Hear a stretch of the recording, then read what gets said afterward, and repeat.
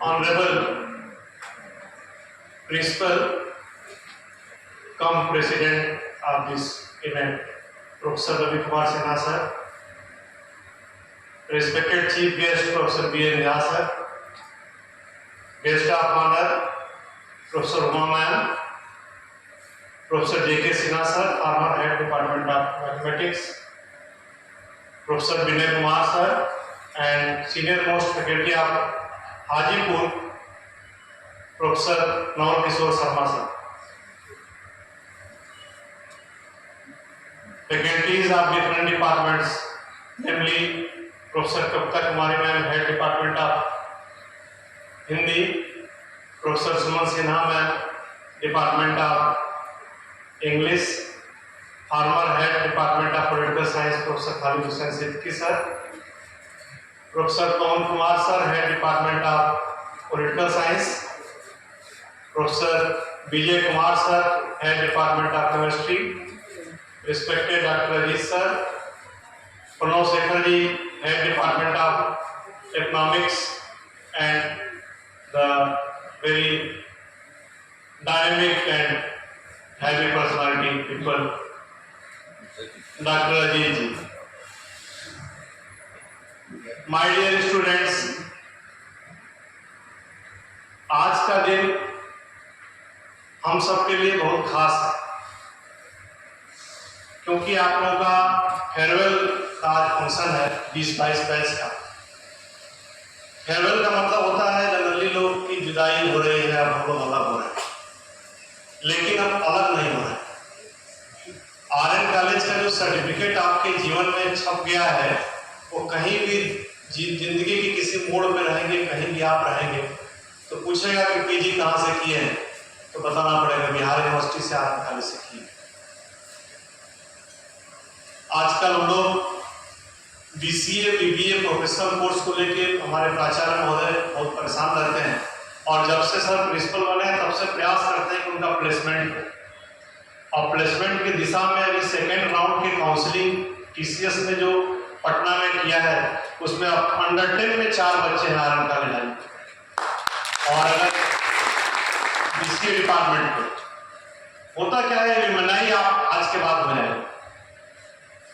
इसका महत्व है, अगर आप कभी आईआईटीज विजिट करिए तो आपको मालूम चलेगा कि जो पास आउट स्टूडेंट होते हैं, जिसका अल्मा मैटर होता है इंस्टीट्यूट, उसके लिए वो क्या क्या करते हैं। आप आईआईटी जाइएगा तो आपको मालूम चलेगा कि आईआईटी का अगर जितना एनुअल रेवेन्यू है उसका 50% डोनेशन से आता है, जो उसके पास आउट स्टूडेंट देते हैं। खुश होकर कि मैंने इससे शिक्षा ग्रहण कर दी, मैं देश के इस मुकाम पर हूँ, अपने इस जगह पर हूँ, तो खुश होकर अपने जूनियर्स के लिए डोनेट करते हैं। हम लोगों के बीच में बैठे हुए हैं विनय सर, ये उस जमाने में नेतरहाट से पढ़े हुए हैं, बहुत बड़ा स्कूल था वो, जहाँ आईएएस फैक्ट्री कहा जाता था उस स्कूल। और बहुत लोग अपने वहाँ विजिट करते हैं जो वहाँ से पढ़े हैं और प्रॉपर आईएएस रहे हैं। विजय प्रकाश सर आए थे पिछली बार, वो वही के स्टूडेंट रहे। तो नेतरहाट का एक टीम है, ऐसे हम चाहते हैं कि आपके मैथमेटिक्स डिपार्टमेंट का जो एलुमनाई बने, एसोसिएशन बने, वो बहुत स्ट्रांग हो। इसके लिए गेट टुगेदर कहा जाता है कि आप जो है आप सब लोग आपस में मिल रहे हैं, आपको कुछ जूनियर्स के साथ में ये सब भी देखेंगे आगे क्या करना है। तो आज से आप लोगों की नई बिगनिंग होने जा रही है, नया स्टार्ट होने जा रहा है। और हमेशा जहन में बात रखिएगा, अच्छे मैथमेटिशियन बनिए चाहे न बनिए, आरएन कॉलेज से पढ़े हैं तो अच्छे इंसान बनने का प्रयास कीजिए। और सबसे बड़ी पूंजी हम लोगों की यही रहेगी कि आप जो है एक अच्छा इंसान बनेंगे, देश के लिए कुछ करेंगे। एक हम लोगों के साथ एक देश आजाद हुआ था, तुर्की जिसको बोलते हैं। वहां एक बार नेहरू जी जब प्राइम मिनिस्टर थे तो वहां के संसद को संबोधन करने के लिए नेहरू जी गए यहाँ से। तो संसद के संबोधन में उन्होंने जैसे आख्या रखा जाता है, जैसे मैं आख्या रखूं यहाँ पे कि सर मैं बहुत गर्व के साथ कह रहा हूँ कि पासिंग परसेंटेज जो 4th सेमेस्टर में लड़के पास किए हैं, ये पूरे विश्वविद्यालय में सबसे ज्यादा पासिंग परसेंटेज आरएन कॉलेज का है। और अंडर 10 में 4 बच्चे हैं इस बैच के। टॉपर्स। हमको 48 स्टूडेंट फर्स्ट सेमेस्टर का एग्जाम दिए थे, 49 इस बैच में, और 37 फोर्थ सेमेस्टर पास किए हैं, पास हो जाएंगे, एग्जाम दे दिए हैं, रिजल्ट आएगा पास हो जाएंगे। तो 49 से 37 है। ऐसे ही वो अपने देश का आख्या देते हुए नेहरू जी टर्की के सदन में बोले कि मेरे वहां मैं अच्छा रोड बनवा रहा हूँ, इंडस्ट्री डेवलप कर रहा हूँ, ये कर रहा हूँ, वो कर रहा हूँ, IT बना रहा हूँ, ये बना रहा हूँ। तो जब वोट ऑफ थैंक्स देने के लिए वहां का जो लीडर था, कमाल पाशा नाम था, वो जब वोट ऑफ थैंक्स देने के लिए उठे तो उन्होंने कहा कि अभी माननीय मुख्य अतिथि ने बताया कि वो देश के लिए ये काम कर रहे हैं, तो इसमें वो क्या कर रहे हैं? ये तो इंजीनियर्स का काम है देश को बनाना, इंफ्रास्ट्रक्चर तैयार करना, जिस डिपार्टमेंट का काम है वो करेगा, प्रपोजल बनाता है, पंचवर्षीय योजना बनती है, कमेटी रहती है। मैं अपने देश में ये सब नहीं कर रहा, मैं अपने देश में टर्किश नेशनलिटी पैदा कर रहा हूं, टर्की के प्रति जागरूक हो, देश के प्रति लोग वफादार बने। और बहुत दुख के साथ कहना पड़ रहा है, आजादी के हम लोग अमृत महोत्सव में चल रहे हैं, अपने वहां अभी नेशनलिटी नहीं है। आप गाड़ी जब ड्राइव करते हैं रोड पे, अक्सर हम लोग देखते हैं रोड पे घटनाएं होती हैं, तो सिर्फ मैं आगे निकल जाऊं, पूरी दुनिया यही खड़ी रह जाए, लाइन में लगे हुए हैं, मेरा नंबर सबसे आगे चला जाए, जो आगे है बेचारा वो शाम को जाए। ये अच्छी बात नहीं है। मैं बस ये आग्रह करूंगा कि आप देश के किसी पायदान पे, किसी जगह पे रहिए, नजर आए कि RN कॉलेज के बच्चे हैं अलग है। हाजीपुर में तो आप लोग अलग हैं, क्योंकि हम लोग जब एडमिशन लेते हैं तो बच्चे से पूछते हैं 10+2 कहां से किया, 99 नंबर मैथ पाया है, पता है फलाने कॉलेज से किया, कहते कुछ पूछे कितना नंबर पाए हो, तो कहते पूछिए आप क्या समझते हैं, नकल करके पास हो, सब बता दें। ये बात करने में मालूम चल जाता है कि वो लड़का कभी स्कूल नहीं गया, कॉलेज अपने नहीं गया, क्योंकि कभी वो टीचर को डील ही नहीं किया, उसको टीचर से बात करने का तरीका ही नहीं मालूम कैसे बात करना है। और अपने कॉलेज के बच्चे जो 10+2 पढ़े रहते हैं, वो आते हैं तो उनके अंदर एक पोलाइटनेस होती है, बात सुनते हैं। जो बच्चे कॉलेज आएंगे, पढ़ेंगे, स्कूल के बाद कॉलेज, उनके बात करने के लहजे में मालूम चल जाता है कि वो स्कूल गए हैं कि नहीं गए। ये डेली हम लोग फील करते हैं। तो आप लोग RN कॉलेज के जितने छात्र हैं, कहीं भी रहिए, अपने बिहेवियर से, social behaviour, social responsibility, social duties से आप लोग थोड़ा सा जो है समाज में अलग रहेंगे, अलग रहने का प्रयास करिए। आज के दिन यही आह्वान है। देखो, कहा जाता है सिकंदर और चंद्रगुप्त मर जाते हैं। सिकंदर एक समय पूरा देश उसी का, पूरी दुनिया का राज। चंद्रगुप्त, चाणक्य ने एक बालक को उठाकर चंद्रगुप्त बना दिया, लेकिन अरस्तु और चाणक्य हमेशा जिंदा रहे। तो एक जो ये परंपरा है गुरु शिष्य की, अरस्तु चाणक्य की परंपरा, वो हमेशा जिंदा रहे। तुमको ऐसा बनना है, RN कॉलेज के छात्रों को ऐसा बनना है कि तुम किसी माहौल में कहीं भी अपने जिस विभाग में काम करते हो, मैं बार बार कहता हूं कि आप किसी स्तर का काम करते हो, आप रूटीन क्लर्क हो, आप प्राइमरी के टीचर हो, आप चपरासी हो, अपना काम ईमानदारी से करिए, और जो आपको सैलरी मिल रहा है उसके प्रति वफादार है। 99% लोग नहीं रहते। बस इतना ही उपकार करिए कि अपना काम ईमानदारी से करिए, देश अपने आप सुधर जाए।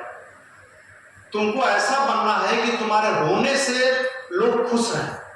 जहां तुम बैठ जाओ, लोगों को लगे कि 2 घंटा और बैठे, यहाँ भी न जाए। यहाँ जो डाइस पे जितने लोग बैठे हैं, खालिद साहब है, कप्ता मैम है, सुमन मैम है, विजय सर है, और सर, ये लोग ऐसे लोग हैं कि जो आके डिपार्टमेंट में बैठ जाते हैं तो लगता है 2 घंटा और बैठते तो अच्छा होता, कुछ सीखने को मिलता है।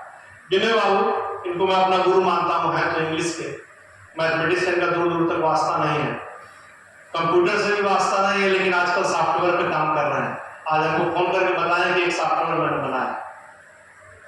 तो नेतरहाट में पढ़े हुए हैं, कुछ भी कर सकते हैं सर। तो विनय बाबू को मैं गुरु इसलिए कहा हूँ कि मैं अपना रिसर्च पेपर जब फाइनल पब्लिकेशन में भेजने के पहले इंग्लिश चेंज करा था, क्योंकि टेक्निकली भी बहुत स्ट्रांग है, हमारे सब्जेक्ट को भी समझ लेते हैं, इनके अंदर स्किल है। जो चीज नहीं समझ में आएगा, इतना गूगल करेंगे कि गूगल भी परेशान हो जाएगा। चीजों को जानने की लालसा है, सीखते हैं। तो सर से मैं इंग्लिश चेक कराता हूँ, कभी भी चेक कराया हुआ पेपर भेजा है तो इंग्लिश में कभी प्रश्नवाचक चिन्ह लगा के पेपर वापस नहीं किया है कि आपका कम्युनिकेशन है।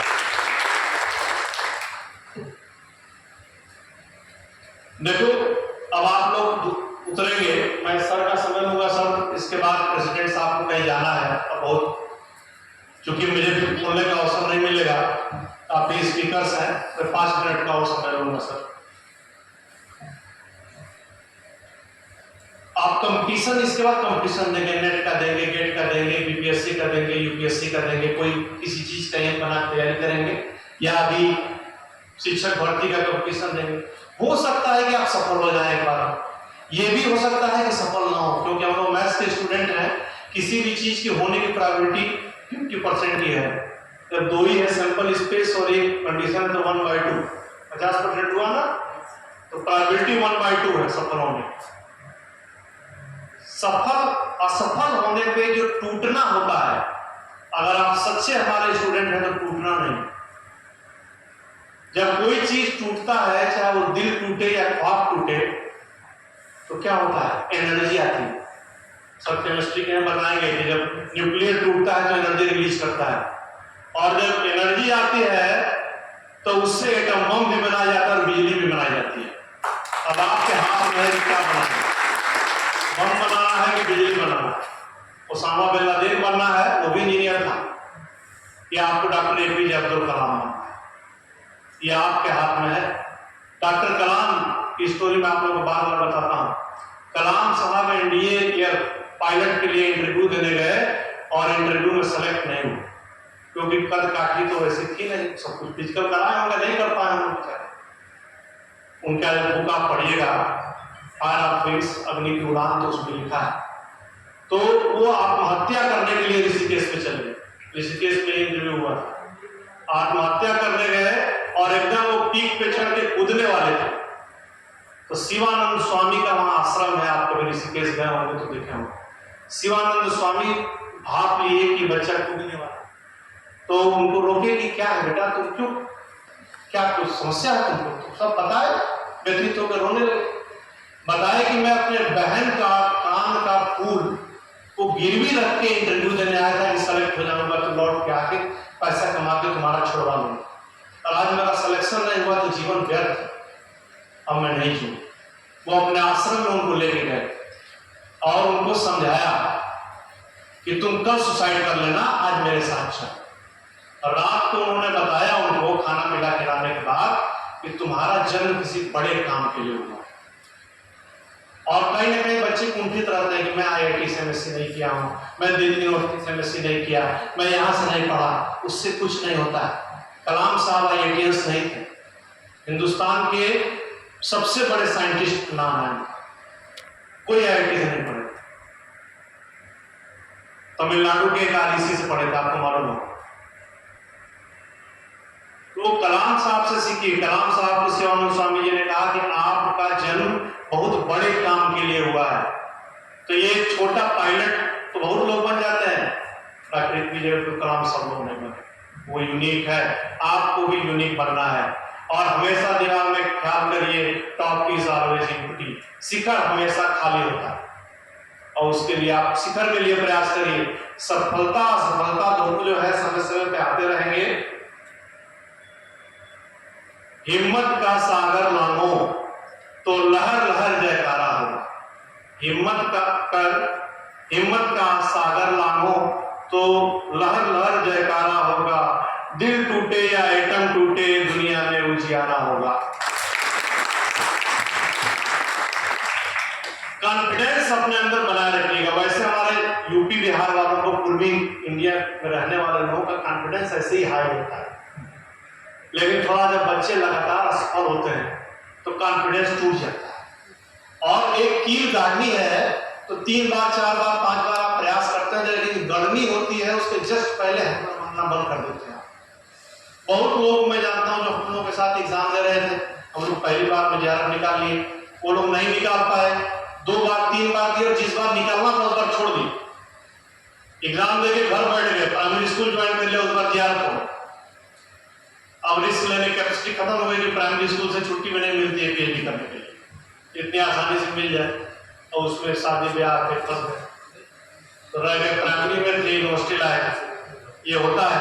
आप देखिए मानस में आप पढ़े होंगे, रामचरितमानस में, कि जब सीता जी को किडनैप करके ले जाते हैं रावण, तो गिद्धराज जटायु जो है बीच में प्रतिकार करते हैं, उससे लड़ते हैं और उसमें उनके पंख कट जाते हैं, पंख कट जाता है जटायु का, तो जटायु गिर जाते हैं। जब रामचंद्र जी लोग खोजते हुए जाते हैं कि किधर है सीता, तो जटायु मिलते हैं, तो जटायु का पंख वो साफ करते हैं, सहलाते हैं और कहते हैं कहिए तो आपके नए पंख को ला दो। जटायु कहते हैं नहीं बेटा, मेरी उम्र हो गई है, मुझे परलोक जाना है, ऊपर जाना है, तो तुम बताओ कि मैं ऊपर जाऊंगा तो तुम्हारे पिता दशरथ मिलेंगे, मेरे मित्र हैं, उनसे मैं क्या कहूंगा तुम्हारे बारे में, कुछ संदेश हो तो दो, मैं वो संदेश जो है बता दूंगा।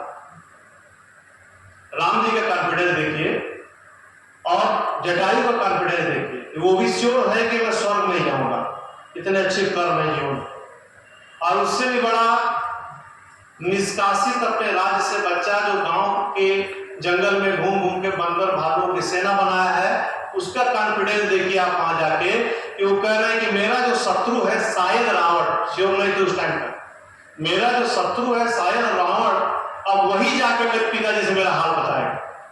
देखिए कॉन्फिडेंस, उसको मैं मारूंगा, वो जाके मेरा हाल बताएगा। आप क्या बताएंगे, छोड़ दीजिए, वो लेटेस्ट न्यूज देगा, उसको बाद में मारेंगे।